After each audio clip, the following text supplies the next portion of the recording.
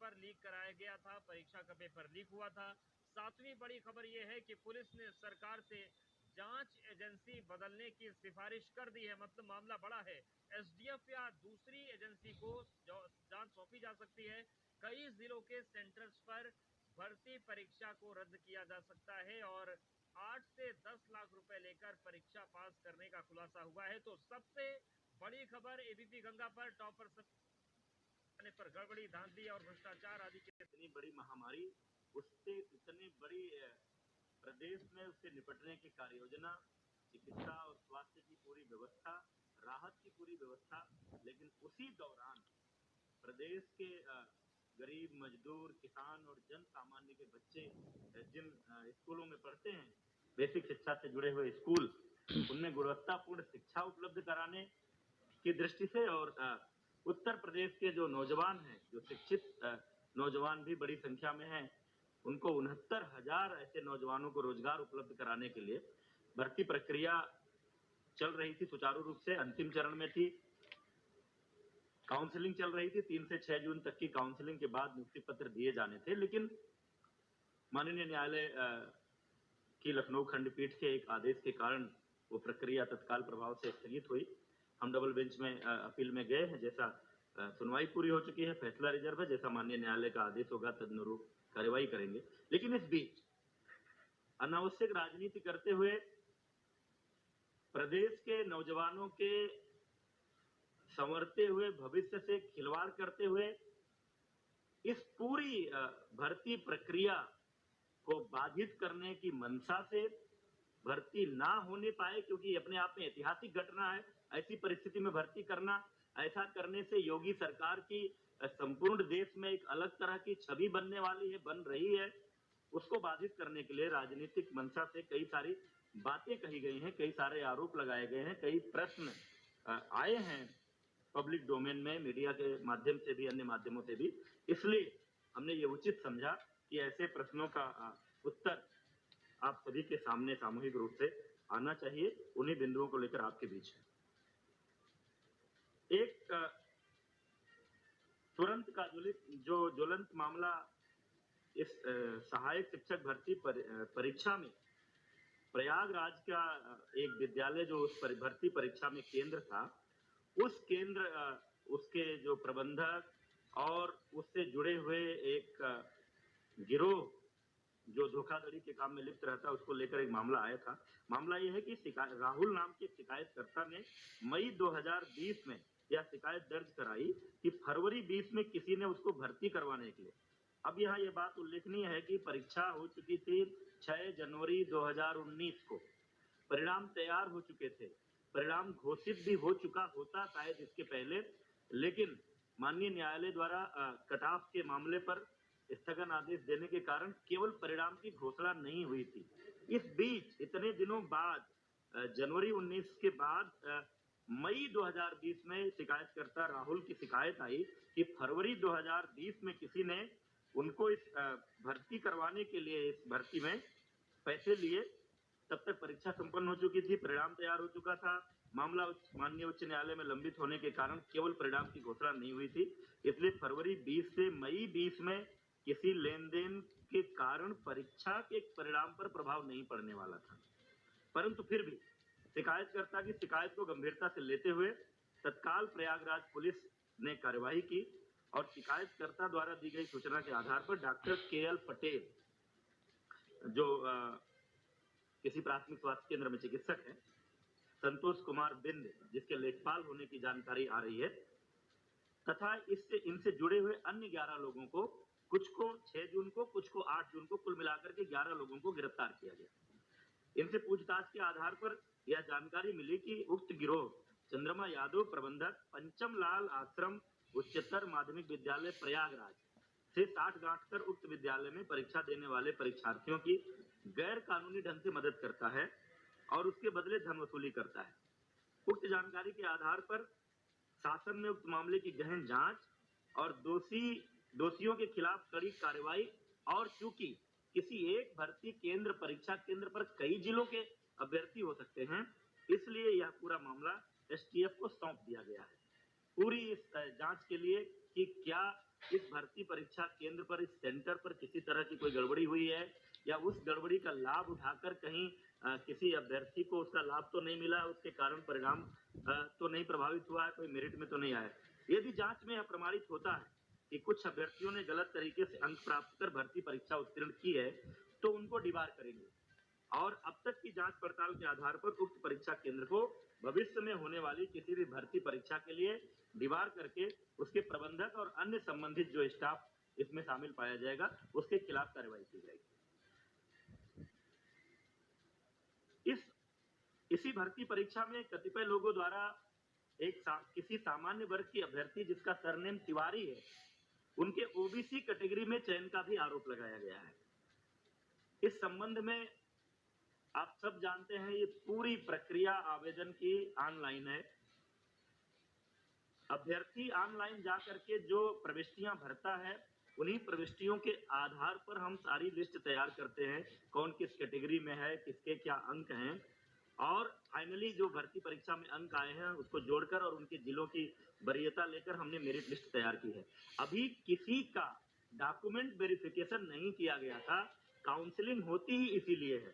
जो 3 जून से 6 जून तक काउंसलिंग होनी थी, काउंसलिंग एग्जैक्टली डॉक्यूमेंट वेरिफिकेशन ही है।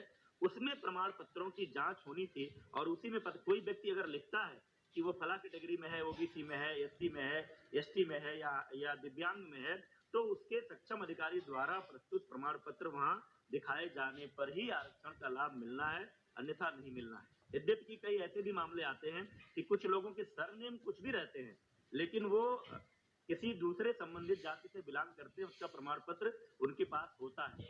जैसे कोई गोसाई है अगर, और वो अगर तिवारी लिखता है, पाठक लिखता है, कोई टाइटल लिखता है, लेकिन मूलतः उसकी जाति अगर गोसाई दर्ज है, तो चूंकि गोसाई जाति पिछड़ी जाति में आती है, तो उसको उसका लाभ मिलेगा। लेकिन ये जो भी मामला है, ये अंतिम रूप से अभ्यर्थी को लाभ तभी मिलेगा जब वो काउंसलिंग सेंटर पर उससे संबंधित प्रमाण पत्र प्रस्तुत करेंगे।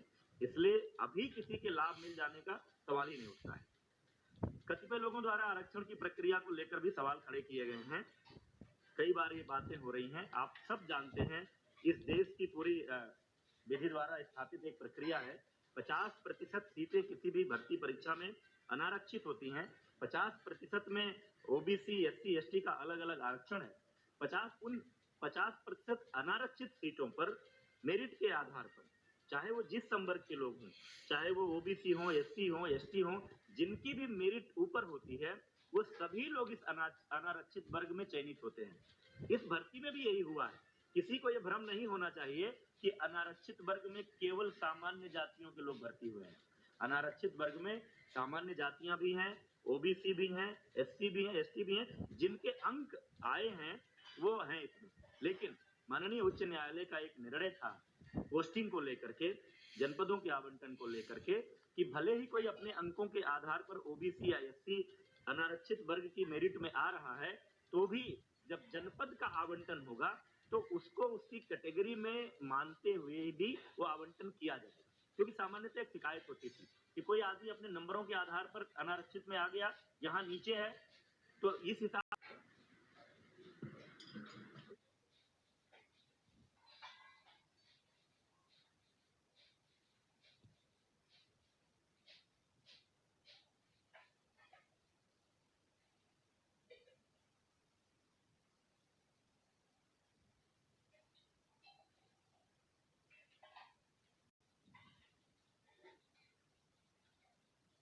हम लोगों ने सही ठहराते हुए इसको किया है। उसी की कल सुनवाई हुई है एंड आरक्षण ये जजमेंट भी सुरक्षित हो गया है। I think we should wait for the judgement. Thank you.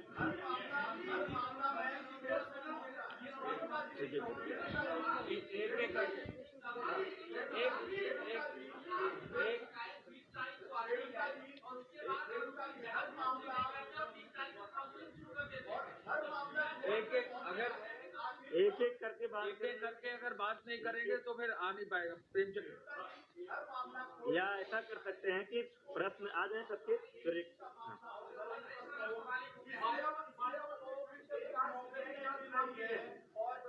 आप बताइए। हाँ। ये सिस्टम की खामी है, अधिकारियों की खामी है, सरकार की खामी है, पूर्व भी है, राजनीतिक दलों की नाम भी है, आखिर कौन है जिम्मेदार? देखिए, आप कस्तूरबा वाले मुद्दे पर आप कह रहे हैं, इसे सर बता दीजिए। हाँ, जो पहला सवाल उन्होंने उठाया है, जो सवालों 2017 की थी, 2018 की थी, 2019 की थी, 68,500 भर्ती, 69,000 भर्ती। हर भर्ती परीक्षा में गलत सवाल पूछे गए। 2 बार हाईकोर्ट से अभ्यर्थियों को राहत मिली और दोबारा रिजल्ट आया, 30,000 और कैंडिडेट पहुंचे। तो सबसे बड़ा सवाल सुरक्षा नियामक प्राधिकारी के प्रश्न निर्धारण प्रक्रिया पे हर बार गलत सवाल पूछे जाते हैं, मामला कोर्ट में जाता है।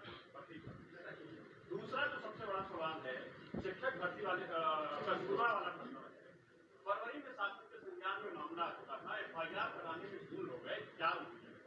तीसरी बार 69,000 भर्ती में राहुल के FIR में जांच की बात की जा रही है। अगर उसकी शिकायत का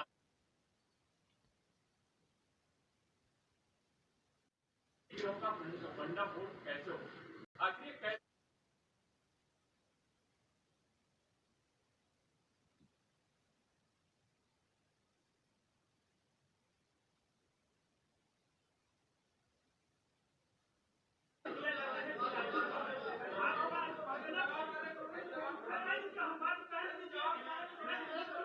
नहीं कर पाएंगे आप ऐसे।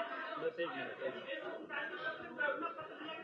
भ्रष्टाचार है उसकी इतनी लंबी प्रक्रिया हो जाती है, लेकिन वो टेबल पे जाते जाते बाबू जो होता है वहाँ का कोई वो दबा देता है। और आपका प्रश्न ये विषय बाबू के टेबल का नहीं है, अभी तो जो ये बात प्रश्न कर रहे हैं क्या? लोग, देखिए सर आप जवाब दें। एक मिनट विजय आप जवाब दे दें। ये कस्तूरबा वाला जो विषय है, वो हम कब से वो छानबीन कर रहे हैं, किस तरह से वो एक विषय कस्तूरबा वाला रख दीजिए।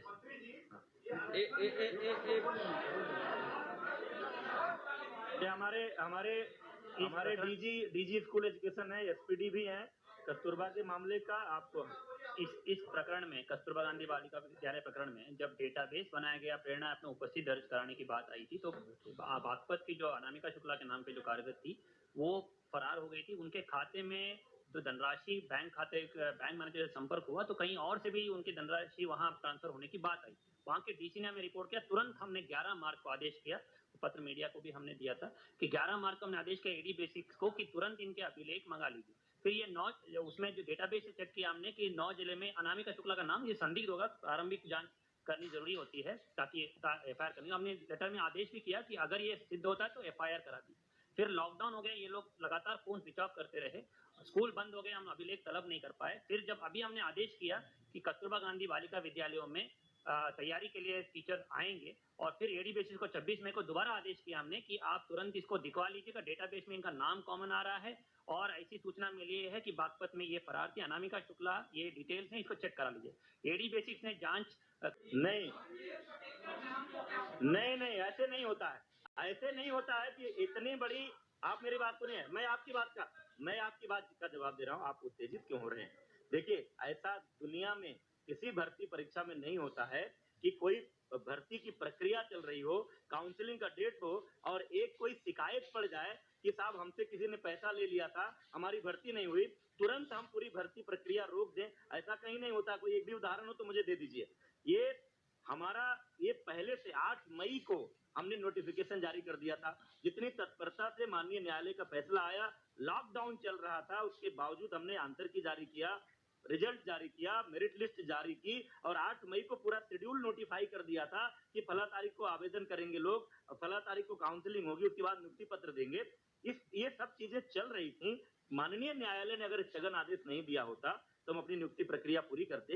इस बीच एक शिकायत आई, मैं जो बात बार-बार आपसे कह रहा हूँ, इस बीच एक शिकायत। हेलो दोस्तों, जैसा कि आपने देखा ये APV न्यूज़ पे बहुत बड़ा एक्सक्लूसिव है, तो आप कृपया इसको शेयर करें और सब्सक्राइब करें। देखिए 69,000 भर्ती में अब क्या होता है।